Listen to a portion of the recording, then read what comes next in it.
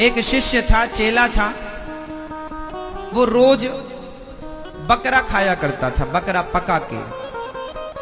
एक दिन उसके गुरुजी घर में आए तो गुरुजी को भी उसने बकरा परोसा। गुरुजी बोली ये क्या है, टांग वांग रखी है यहाँ? बोले गुरुजी हम जो खाते हैं आपको खिलाएंगे। गुरुजी बोले तू क्या खाता है? बोले मैं रोज बकरा खाता हूँ, बकरे को काटता हूँ और बकरे का मांस मुझे बहुत अच्छा लगता है। तो उसने कहा कि मैं बकरा खाता हूँ। गुरुजी बोले राम राम, कैसा चेला है, बड़ा मांसाहारी है। गुरुजी को लगा इसे सुधारना भी है, तो गुरुजी ने उसे समझाया बेटा किसी की हत्या करना सही नहीं है। गुरुजी मैं नहीं रह सकता, मैं नहीं रह सकता, इसके बिना मेरी आदत हो गई है। तो गुरुजी बोले अच्छा एक काम करो, तुम खाया करो पर मेरी एक बात सुनो, तुम ऐसे खाओगे तुम्हें पाप लगेगा, तुम्हें नरक जाना पड़ेगा। बोले गुरुजी मुझे नरक भी नहीं जाना और बकरा भी खाना है, कोई उपाय बताओ। तो गुरुजी ने कहा फिर एक काम करो कि तुम एक यज्ञ करो और यज्ञ में जब जब तुम यज्ञ किया करोगे तब तब तुम बकरा खा लिया करो। तो उसने क्या किया कि यज्ञ करना शुरू किया। क्यों करना शुरू किया? क्योंकि उसे बकरा खाना था। यज्ञ पूरा हुआ, सबको भोजन प्रसादी कराया, भंडारा कराया, जो विधान था। और उसने जब यज्ञ पूरा हुआ तो बकरा काटा और खाया। तो अगले साल फिर उसने यज्ञ कराया और यज्ञ पूरा हुआ तो उसने बकरे काटने शुरू किए। अब ये मुझे आप लोग बताओ कि गुरुजी ने उससे ये क्यों कहा कि यज्ञ में तुम बकरा खा लिया करो? उत्तर दो।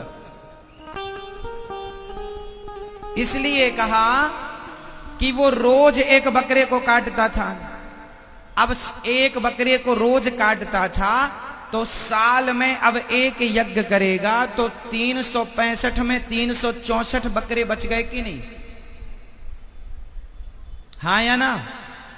364 बकरे बच गए और एक बकरा उसने, जो उसकी आदत थी, सो उसने यज्ञ के बाद खाया। तो गुरुजी ने उस व्यक्ति विशेष के लिए कहा था कि तू यज्ञ में बकरे को खा लिया कर, क्योंकि 364 ही बचे ना, तो 364 ही बकरे बच गए। एक अब तू रोज यज्ञ, तेरी औकात नहीं है कि तू रोज यज्ञ कर सके, तो अगले साल फिर करना तो एक और खा लेना।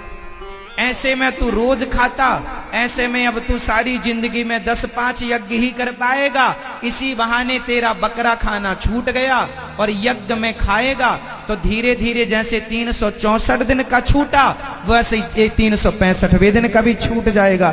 तो गुरुजी ने छुड़ाने के पर्पस से कहा था, लेकिन लोगों ने देखा कि यज्ञ में तो बकरी की बलि चढ़ाना जरूरी है।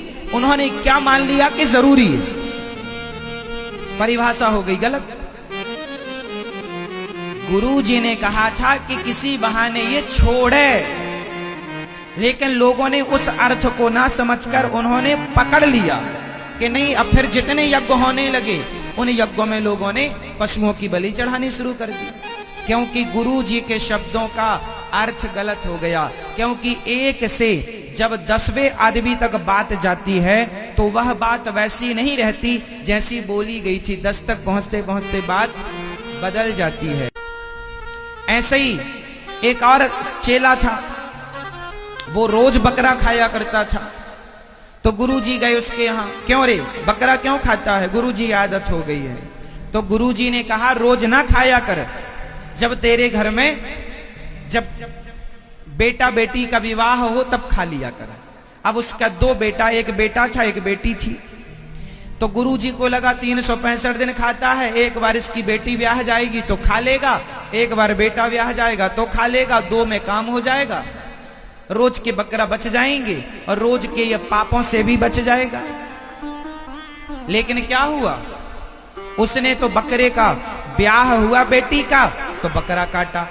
तो लोगों ने कहा क्यों रे बकरा क्यों? बोले हमारे गुरुजी ने कहा है कि शादी में बकरा चाहिए। लो भैया, उसने कहा तुम भी चढ़ाओ, उसने कहा तुम भी काटो, हमारे गुरुजी ने कहा।